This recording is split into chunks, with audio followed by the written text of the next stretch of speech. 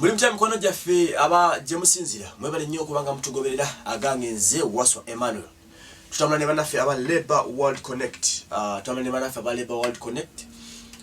Abakutuusaako emirimu egy'emitira w'amawanga kuba ku namba y'essimu eri wansi oba sendika ku WhatsApp message omanye mulimu kigoyinza okubanga bifunira mu nsi nga Saudi Arabia, mu nsi ze Dubai, Qatar na wasigadde omanye kiki ekiddako gowe na oli made oba oli ani. Bakoneko enamba y'essimu ya screen aba Labour World Connect entinda. Njega tandikira ku nsonga z'omukulu ez'amachete ogwebijambiya e Masaka ebirabika nti bisuza Abannayuganda nga batunula ennaku zino. Tusobola tukula ndenge ebikata nga lumonde mbikata. Kati oba anyumiza ani akairawo ku lumonde nti asula kukunadde. Ekyo nyakibuza kujjajjawa nga akimbula. Kakati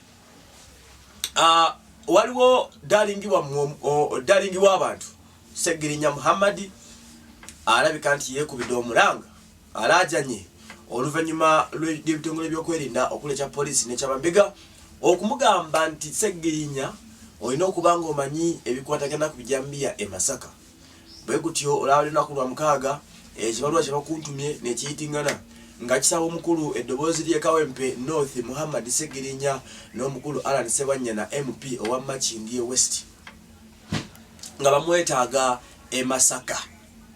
Abakulu bamugambye mukulu okusinzira ebigenda mu maaso olabika ng'olina ky'omanyi ku bikwatagana n'ebijambiya ebiri e Masaka.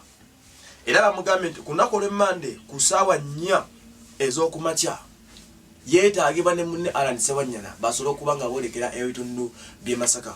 Banabiri betwogerako bombi ba kibiina ki National Unity Platform ekikulembera omukulu Robert Kyagulanyi Ssentamu, ekibiina ekisinga okubeera eky'amaanyi ku ludda oluvuganya gavumenti.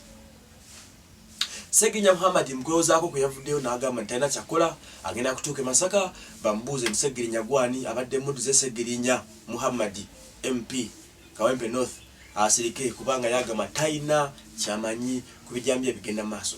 Ssegirinya agasinga anyonyola agamba nti ennaku zonna ebijambiya zibikwadde kati nga ye mu ggwanga tabaddemu. Agamba nti abadde mu nsi z'ebweru ng'ageza okuba nga asakira abantu be Kawempe North obuyambi.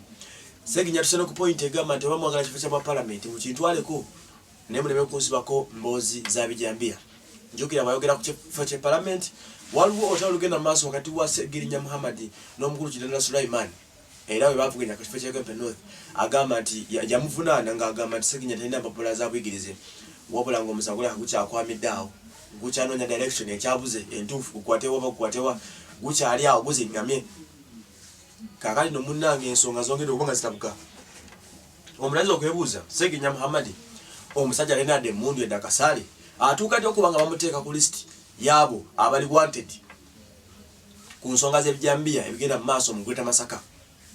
Ssegirinya Muhammed ekisooka kya byonna wiiki ewedde President Yoweri Kaguta Museveni yavaayo n'abakozi emirimo yakola mu ggwanga muno ng'agamba nti ebijambiya bino biri politicized. Yatuuka n'okugamba nti bannaffe ab'opposition balabika nti bakulembeddemu ensonga z'okuba nga batematema Bannayuganda n'okubatuusaako obulabe okubanga tuli bantu 30 abafudde mu bbanga lya wiiki 2.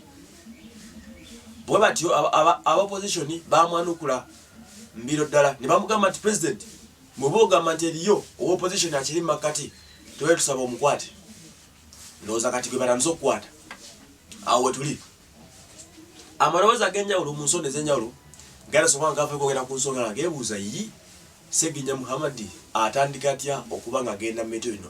Abamu nno bakirabidde mu side ya politics nga bagamba nti olw'amaanyi gabadde aleese mu kukwasaganya ebintu byakwasaganya e Kawempe kumbi Kawempe alinga gifudde ensi ku lwayo mu bandibanga bali kazannyo kagezaako okubanga bamuvunza e Republic n'okugezaako okubanga bamusuula awe tuli.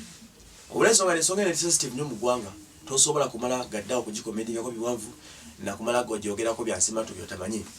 Tugenda kulinda olunaku lw'enkya ku ssaawa 4 e Masaka nga Ssegirinya Muhammed n'omukulu Alan Ssebanyana boolekera ebitundu by'e Masaka okugenda okusisinkana poliisi y'e Masaka ne bambega baayo n'ebitongole by'okwerinda basobole okuba nga babasula kajjaja gy'ebibuuzo banyonyole ku nsonga z'ebijambiya. Result sesika tugenda kwatuzifuna olunaku lw'enkya tumanye kiki ekinaaba kibaddeyo ku poliisi. Ssegirinya Muhammed n'aba bazzeemu ki ate nga n'omukulu Alan Ssebanyana naye anaaba ayogedde ki about that. amanya gange nze Waswa Emmanuel tusinzira no kumukuto go Waswa Emma ne ku Trust Media Uganda okusobola kuba nga tubatuusako ensonga ezo zo batebategedde.